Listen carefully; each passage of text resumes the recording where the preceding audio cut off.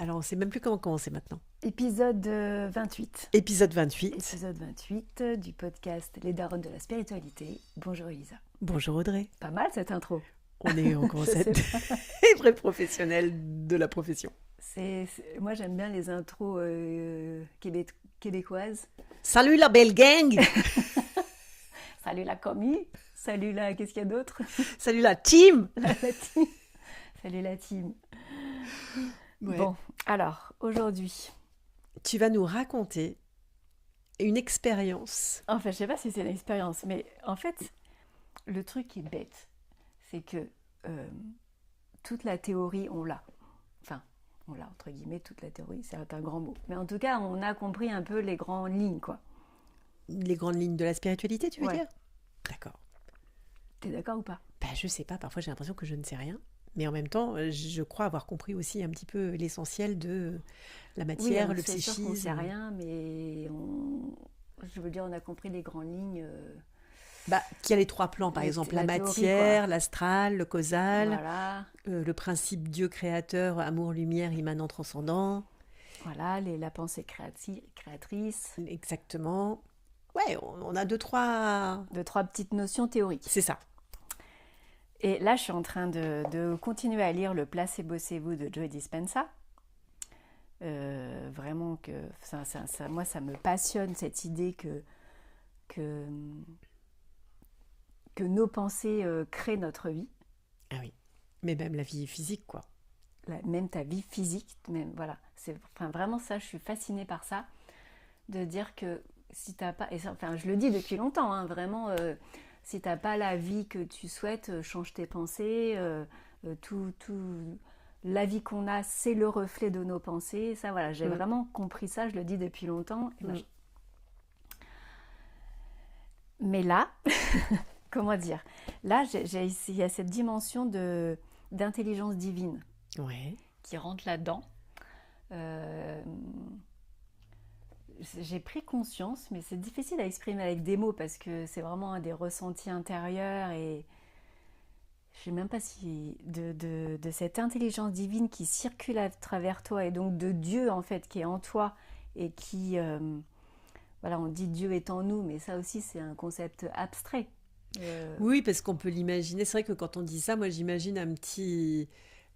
Je suis quand même baignée dans cet inconscient collectif judéo-chrétien où Dieu, c'est quand même un vieux barbu sur un nuage extérieur. Justement, c'est pas ça. Alors que c'est pas ça Non. du tout. Et quand tu dis Dieu est en nous, effectivement, la première image que je vais avoir, c'est un petit barbu, mais à l'intérieur de moi. Mais dans un point précis. Dans un point précis. Au niveau du cœur. C'est ça. Voilà, qu'il est là et au bout de tes pieds, il n'y a personne, quoi. C'est ça. Il est un peu habillé en doré, d'ailleurs.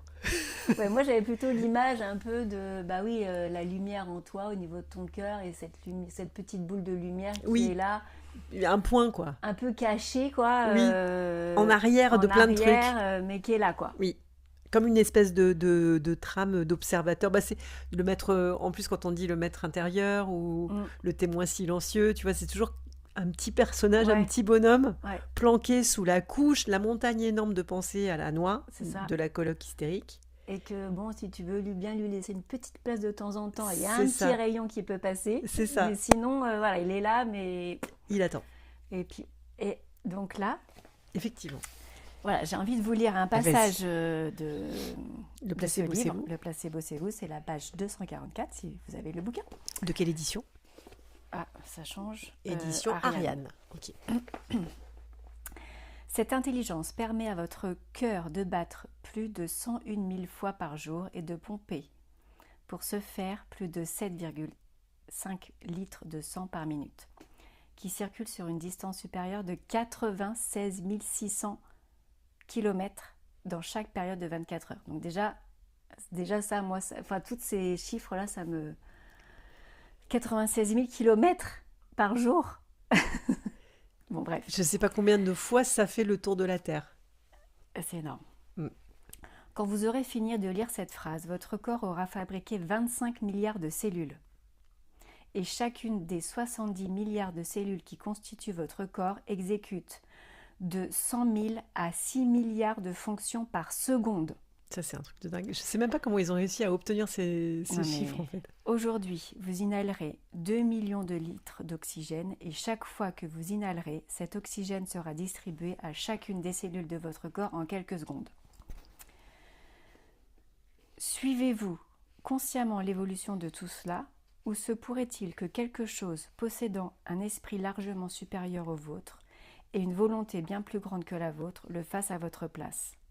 Ce quelque chose, c'est l'amour. En fait, cette intelligence vous aime tant qu'elle vous aime en pleine jouissance de la vie. Et alors, je sais pas, ce paragraphe, ça m'a fait un shift.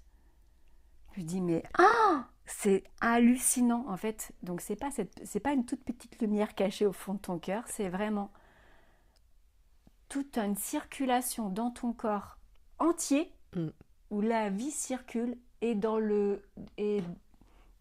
donc dans le corps intérieur et à l'extérieur, dans toutes les plantes, dans tout. Enfin, je sais pas. Même si ça, je l'avais déjà entendu. Ah bah là, je sais pas. Il y a quelque chose qui s'est produit en moi. T'as eu un déclic. Ah ouais. Je me dis, ouais, j'ai envie de pleurer même carrément. C'est magnifique. C'est l'illumination. Ah ouais, grave. Mais oui, il y a vraiment l'émotion. Tu pleures de quoi, d'émerveillement? Bah, je sais pas. Touché. De joie, d'amour. Touché par la grâce. Ouais, on est rempli d'amour, quoi. Ah oui, on est rempli d'amour. Ah ouais, c'est un truc de fou. Audrey est en train de pleurer. Ah ouais. Mais c'est touchant. Mais en même temps, je t'envie parce que j'aimerais sentir. En fait, j'en suis consciente aussi. Et parfois, ça m'arrive de le sentir. Mais je suis pas touchée à ce point-là. Mais... Ah ouais, bah là, je sais pas comment. C'est pour ça que c'est difficile à expliquer. Ouais. Je pense que c'est vraiment ça la grâce. Hein. Non, j'en sais rien, mais en tout cas, c'est waouh. C'est en fait, tu vois, même quand le lumineuse elle dit, quand on parle de, il faut s'aimer soi-même avant d'aimer les autres. Enfin, faut d'abord s'aimer soi-même. Mais elle dit ça, c'est faux en fait. Quand tu comprends l'amour qu'il y a déjà à l'intérieur de toi, cette énergie divine, le Dieu qui circule en toi. Bah donc c'est ça qu'il faut aimer. On dit bah il faut aimer Dieu. C'est ça qu'il faut aimer. Et à partir de là, bah tu peux que t'aimer, quoi. Est-ce que c'est pas juste le reconnaître? Parce que bah, tu ne peux pas ne pas l'aimer si tu le reconnais, comme ce qui t'arrive là. Ouais. Tu ne peux pas ne pas aimer. Tu peux pas ne pas aimer, quoi. C'est juste waouh. De souvenir, de reconnaître ce truc. Ouais. Ouais.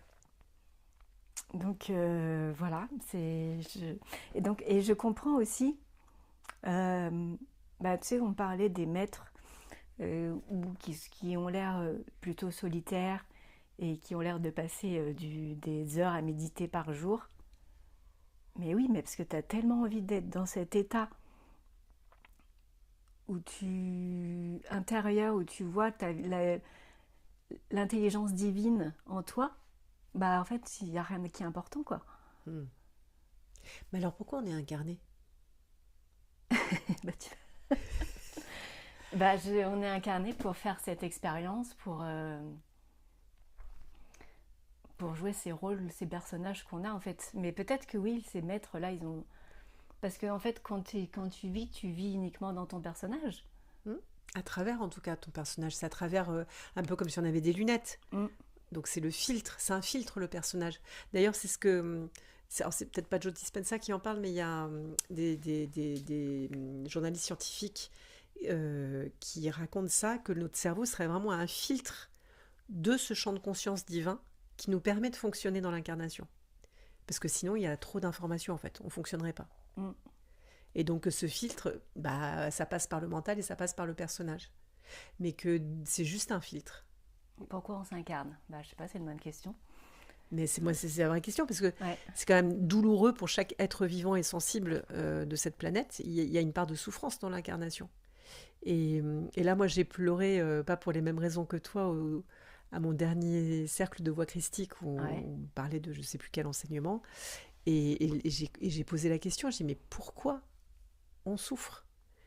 Si Dieu n'est qu'amour, et justement cette énergie de vie qui n'est qu'amour, pourquoi on doit en passer par l'incarnation dans la douleur? Je sais pas. Alors, je comprends que il y a des vieilles mémoires, il y a cet esprit de séparation qui nous a fait croire qu'on était séparés les uns des autres, qu'il y avait des hiérarchies, qu'il y avait du coup, ça a généré les émotions comme la jalousie, la comparaison, le jugement, toutes ces bêtises-là qui font qu'on souffre. C'est ça qui nous fait souffrir en fait. Qui crée. En fait, ça bloque le mouvement de vie à l'intérieur de nous. Donc ça crée la souffrance, la maladie, tout le bazar. Parce que d'ailleurs, un soin énergétique, là-bas, c'est de relancer le mouvement. L'état naturel de la vie, c'est le mouvement. Ce mouvement, il est divin.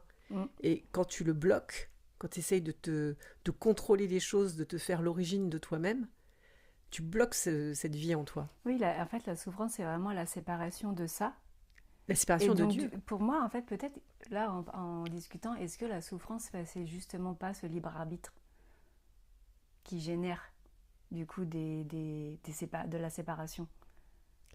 Parce que du coup, tu as ton libre arbitre, tu vas pas forcément suivre cette intelligence divine, et du coup, bah, la loi de causalité fait que ça va générer une souffrance, parce que tu t'es séparé. Tu as pris le choix de te séparer, tu as le choix, en fait.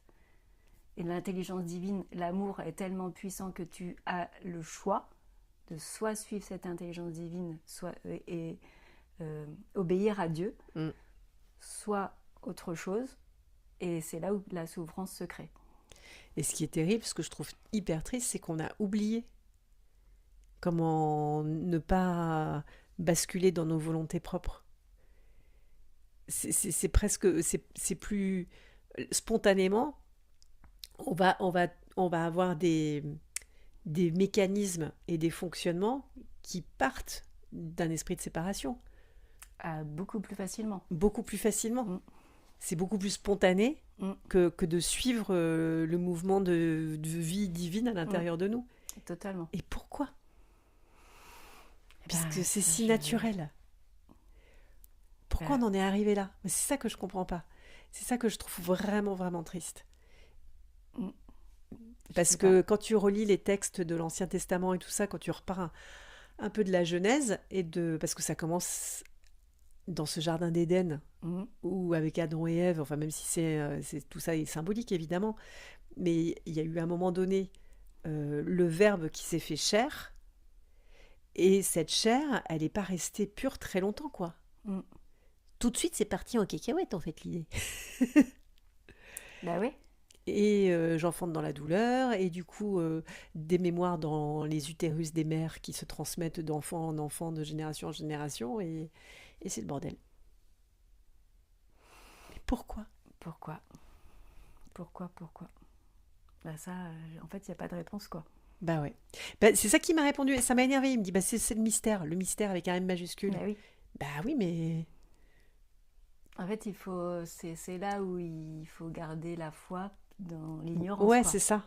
Et c'est là où il y a l'humilité aussi. Ouais. Parce que c'est vrai que de vouloir tout comprendre, c'est certainement l'ego. On ne l'ego. peut pas le comprendre ici, on le comprendra peut-être plus tard, dans une autre dimension. Mais voilà, là, on ne peut pas le comprendre, quoi. Ouais, sûrement.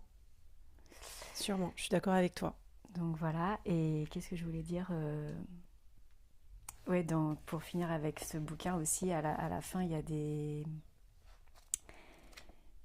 témoignages de personnes qui ont guéri de maladies, mais vraiment qui disent incurables. Genre quoi, t'as un exemple ? Sclérose en plaques. Là, je vois Parkinson.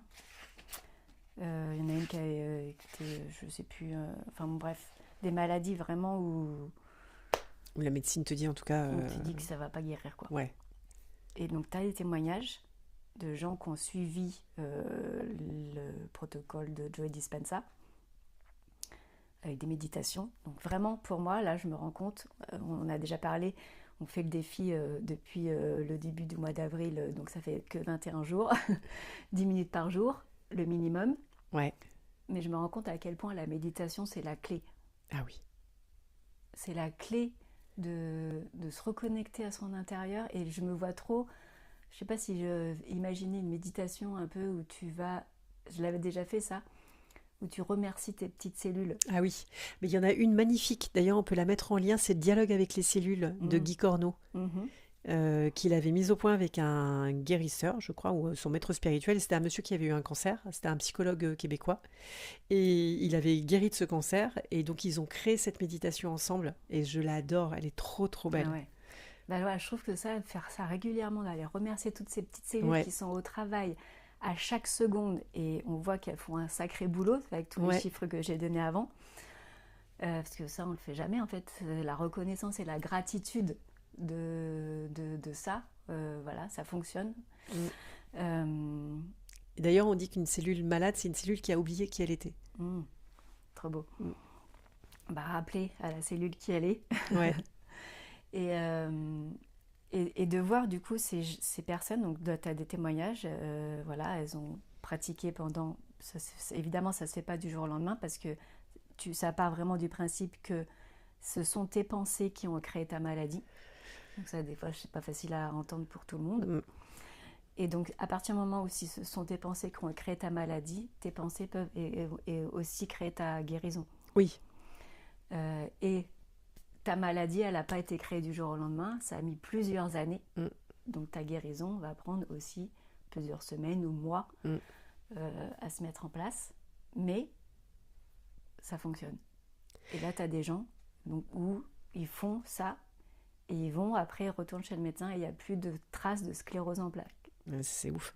Après, juste petite parenthèse par rapport aux pensées qui créent la maladie. L'argument qu'on peut nous opposer, c'est un enfant qui naît malade.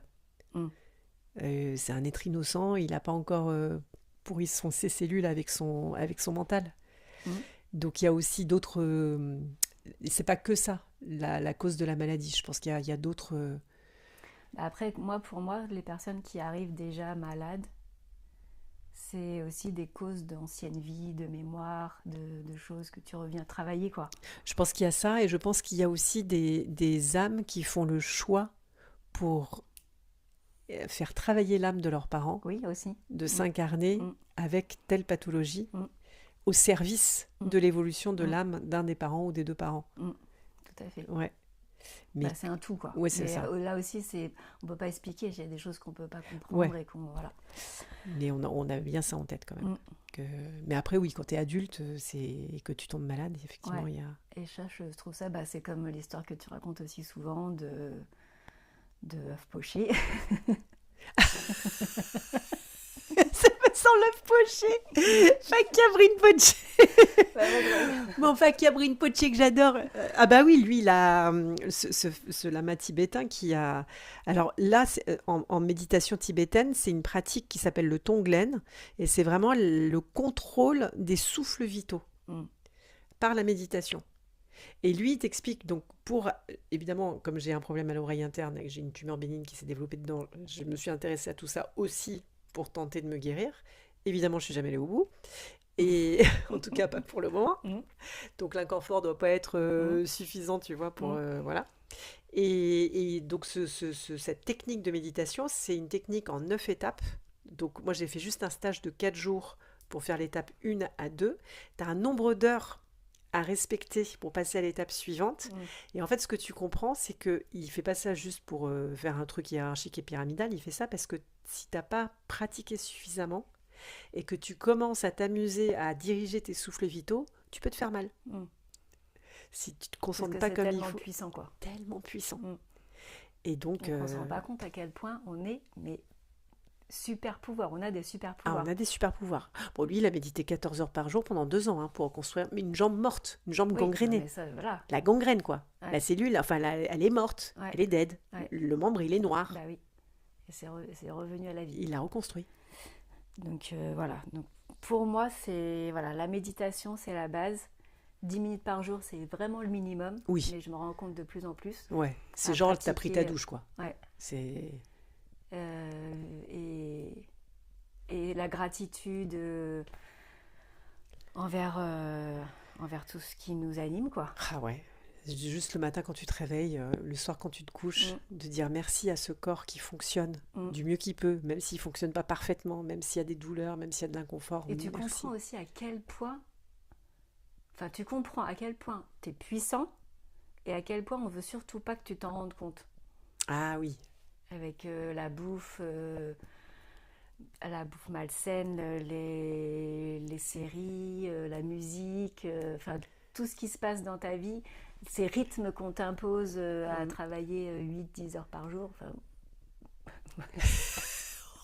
On se regarde, on rigole parce que nous, non, on bosse pas, nous, ça 10 pose 10 pas heures ce par jour. rythme-là, mais c'est pas normal d'avoir cette majorité de personnes qui vivent Contre avec nature. un rythme qui n'est, oui, totalement Contre nature. Contre totalement. nature. Alors que si on vivait selon notre nature, il n'y aurait pas autant de souffrance, il n'y aurait pas autant de maladies, il n'y aurait pas autant de manque, quoi. Il y aurait pas de... Mais, et pourtant, et on l'expérimente nous-mêmes dans notre défi, il n'y a rien de plus facile et pourtant c'est difficile. Ouais. Ah bah oui. C'est fou. De s'y maintenir, voilà, mais... Et je sais pas toi, mais moi à chaque fois je me dis bon, je vais le faire après. Ouais, moi aussi. Je vais déjeuner d'abord, je ferai après déjeuner. Et puis après déjeuner, t'as une copine qui t'appelle. Bon, je le ferai après le coup de fil. Et puis après, tu fais ah non, je le ferai après ma lessive. Et puis... Voilà, c'est ça. Et arrive 23h. 23h, et là, il faut que j'y aille. Il faut absolument que j'aille parce que je veux pas perdre mon truc, quoi. Il y a ce truc de procrastination, de repousser, Ouais. alors que ça nous fait du bien. Mais oui, et en fait, carrément, je trouve qu'on devrait même attendre que ça, en fait. Bah oui, ça devrait être le meilleur moment de la journée, Tu presque. te lèves, ah ouais, ça y est, je vais méditer trop bien. Youhou! Bah non, Non. c'est pas encore passé ce cap. Comme quoi, ouais, comme tu disais, un 21 jours, ça suffit pas pour en créer une nouvelle non, bonne 21 habitude. jours, Hein. non. Non, ça c'est faux, totalement faux. Moi, je l'avais entendu 40, donc on va voir où on en est au bout de 40. Ouais. Mais Et là, moi, j'avais entendu plutôt 90 à 3 mois. bah, c'est pour ça qu'on fait 3 mois. Ouais. Mais oui, moi, je suis d'accord avec toi. Mais bon, Voilà. écoute, on fait du mieux qu'on peut. Hein. Bah, tout à fait, il n'y a pas de problème. Petit à petit. Et alors, du coup, dis-moi, cette prise de conscience, là, cette enlightenment, inside enlightenment que tu as eu, qu'est-ce que tu en fais de ça? Qu'est-ce que tu vas en faire? Bah, rien, pourquoi? Bah, moi, ça, c'est mon côté, bon, bah, ok, vas-y, qu'est-ce qu'on fait? Est-ce que ça change, est-ce que ça va changer ta façon de... En fait, je pense que ça change uniquement ma façon intérieure, quoi. Ta perception de ton monde intérieur? Ouais. Ok. Extérieurement, ça va rien changer, personne va s'en rendre compte de quoi que ce soit. Et là, je t'en parle, mais voilà, si je t'en parle pas, ça se voit pas. C'est juste... Si tu brilles un peu, en fait. J'ai pas des rayons qui sortent des oreilles. Si, attends, regarde-moi bien. Ah ouais, incroyable. Le rayonnement, les amis. Bah, ça certainement que on voit pas, mais peut-être. Tu vois, c'est ça, on est là pour ça, nous, pour rayonner. Exactement. Mais on est tous là pour rayonner. Ouais. Mais oui, c'est plutôt... Qu'est-ce que j'en fais? Bah, pour moi, c'est juste des prises de conscience. Et de le dire aux autres, de partager ça. De le partager et de vivre les choses différemment. Du coup, sans forcément... Tu sais, après, tu as une situation, une dispute ou quoi, bah, tu vas vivre la dispute différemment parce que tu es dans un état de conscience différent. Oui, c'est ça. En fait, la vie ne change pas, les événements ne vont pas changer. Ouais, les événements... Et c'est ta réaction aux événements qui va peut-être être différente. C'est ça. Ouais. Parce qu'un événement, c'est un événement, mais il y a 10 personnes autour qui ne vont pas réagir de la même manière. Exactement. Et ça va juste dépendre de leur intériorité, quoi. Ça, c'est l'histoire de... c'est une histoire indienne qui explique pourquoi, en fait, les religions et les traditions spirituelles sont toutes différentes et pourtant parlent de la même chose. Et c'est cette petite histoire de l'éléphant. Et tu as 7 aveugles. Ils sont tous autour d'un éléphant et ils ont tous accès à une partie différente de l'éléphant. Et donc, ils pensent savoir c'est quoi l'éléphant. Donc, il y en a un, il est au niveau de la queue et il dit l'éléphant, c'est sûr, c'est comme une corde. L'autre, il est à l'oreille et il dit non, l'éléphant, moi, je sais, c'est comme un éventail. L'autre, il est sur le flanc et il dit vous avez tort, l'éléphant, c'est comme un mur. Ah oui, excellent. Et elle est géniale, cette métaphore, parce que on croit... en fait, on parle de la même chose dans toutes ces traditions. Ça aussi, tu vois, ça me désole. Ces bagarres idéologiques pour la même chose. Mais en fait, l'amour. Ben ouais, mais en fait, je pense que dans les guerres de religion, pour moi, c'est pas de bagarres d'amour, ça, c'est des bagarres de pouvoir, quoi. C'est des bagarres de pouvoir, mais au départ... C'est pas des bagarres d'amour, en fait. Non, mais quand tu vois les... Je sais pas, j'imagine un chevalier, un templier partir pour défendre le Christ. Enfin, tu vois, il était, je pense, convaincu d'être dans son... Oui, mais d'être là pour sauver... Qui est à l'opposé? Ceux qui sont comme ceux qui ont tué Jésus, par exemple. Oui, C'est bah des voilà. problèmes de pouvoir. C'est ça. C'est uniquement ça. Ouais. Et... Si tout le monde est dans son énergie d'amour, bah... On s'en fout. Tu t'en fous. Et puis les mots, que ce soit le Christ, le Bouddha, Krishna, c'est la même chose. Il s'agit pas c'est pas une compète, quoi. Ben non, c'est ça. Le seul problème, c'est le pouvoir, la compétition. Et de vouloir avoir raison sur l'autre. Voilà, d'être meilleur que l'autre et tout ça, c'est uniquement ça le problème. Parce que sinon, on s'en fout. On s'en fout, l'éléphant, c'est un éléphant, quoi. Bah oui. Et chacun peut avoir sa vision de l'éléphant, d'ailleurs. Oui. C'est super OK. Ouais. Tout ça est bien vaste. Tout ça est bien vaste. Mais tout ça est magnifique. Oui, c'est très très beau. Ouais, vraiment. Ouais, c'est vraiment très beau. Je crois qu'on a encore un truc à dire ou... Non, je crois que c'est bon. On a tout dit. Hein. Ouais. Merci beaucoup en tout cas. Bah oui, merci à toi Audrey d'avoir partagé ce moment d'émotion. C'est hyper touchant. Ah, merci, avec plaisir. Et on se retrouve bientôt pour je ne sais pas quel sujet, mais on verra. On va se laisser inspirer. Tout à fait. Par l'amour, évidemment. Et bonne semaine à tous, à toutes, et puis à vendredi prochain. À vendredi, bonne semaine.